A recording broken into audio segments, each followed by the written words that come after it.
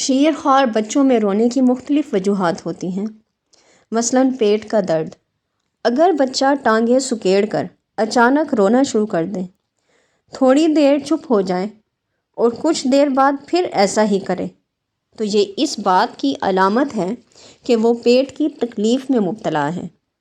لہٰذا اس صورت میں اسے سینے سے لگا کر دودھ ہضم کرائیں، یعنی کہ ڈکار دلائیں، کیونکہ دودھ پلانے کے بعد بعض دفعہ ڈکار نہ دلانے کی وجہ سے وہ اس تکلیف میں مبتلا ہو جاتا ہے، اور جیسے ہی ڈکار دلایا جاتا ہے تو وہ بچہ فوراً چپ ہو جاتا ہے۔ اس کے علاوہ سرسوں کا تیل نیم گرم کر کے دائروں کی شکل میں بچے کے پیٹ پر مالش کریں۔ اس طرح کرنے سے اسے درد سے آرام مل جائے گا، لیکن اگر ایسا کرنے کے باوجود بھی بچہ چپ نہ ہو اور مسلسل روتا رہے تو پھر ڈاکٹر سے رجوع کرنا چاہیے۔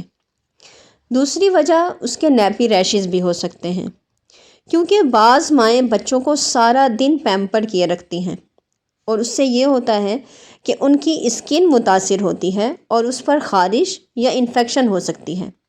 لہٰذا اس سے بچنے کے لیے ضروری ہے کہ مائیں دن کا اکثر حصہ بچوں کو پیمپر کے بغیر رکھیں اور نیپی ریش پاؤڈر یا لوشن استعمال کریں۔ تیسری وجہ بچوں کی بھوک بھی ہو سکتی ہے۔ اکثر اوقات بچہ بھوک کی وجہ سے روتا ہے، کیونکہ بعض مائیں یہ جان نہیں پاتی کہ بچہ کیوں تنگ کر رہا ہے۔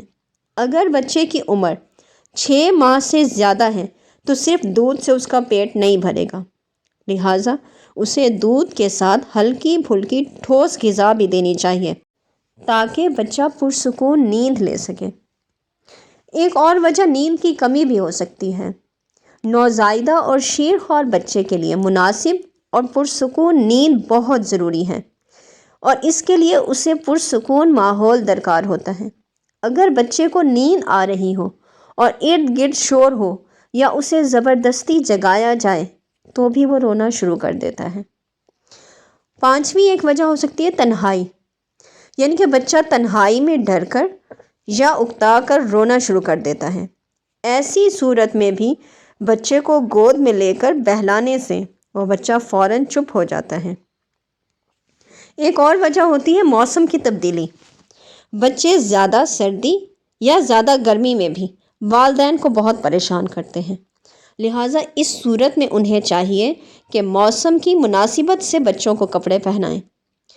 چھوٹے بچے کیونکہ اپنی تکلیف بتانا نہیں آتی انہیں، لہٰذا والدین کو ان کی حرکات و سکنات سے اندازہ لگانا چاہیے کہ بچے کو کیا تکلیف ہے یا وہ اس وقت کیا محسوس کر رہا ہے، کیونکہ یہ حرکات و سکنات ہی اس کی زبان ہوتی ہیں۔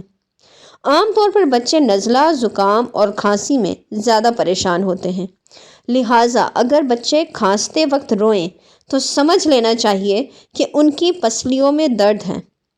اسی طرح اگر بچہ اپنا ہاتھ بار بار کان کی طرف لے جائے تو یقیناً اسے کان میں درد ہے، اور اگر بچے کے پیشاب کی رنگت سرخ ہو جائے تو یہ بخار کی علامت ہے، اور ایسی صورت میں ڈاکٹر کی طرف رجوع کرنا چاہیے۔